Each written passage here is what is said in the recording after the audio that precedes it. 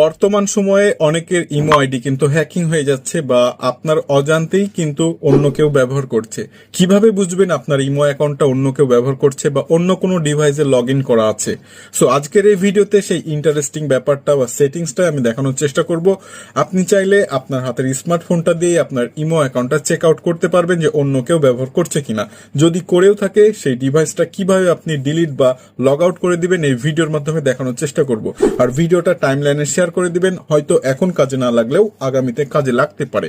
So চলুন সেই কাঙ্ক্ষিত সেটিংস বা অপশনগুলো আপনাকে দেখানোর চেষ্টা করি। প্রথমত আপনার ইমো অ্যাকাউন্টটা ওপেন করবেন। তারপরে আপনাকে যে কাজটি করতে হবে, উপরে দেখতে পাচ্ছেন প্রোফাইল আইকন বা ফটো, এটার উপর একবার ট্যাপ করে দিবেন। এখন আপনাকে সেটিং অপশনটি ওপেন করতে হবে।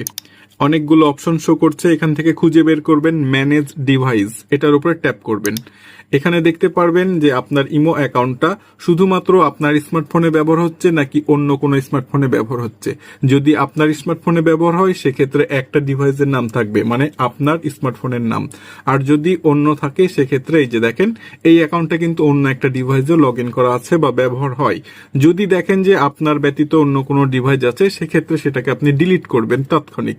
এটা করার জন্য এই যে এখানে দেখতে পাচ্ছেন ডিলিট আইকন, এটার উপরে ট্যাপ করবেন। তারপরে আবারও দেখাচ্ছে পপ আপ ডিলিট, এটার উপরে ট্যাপ করে দিবেন।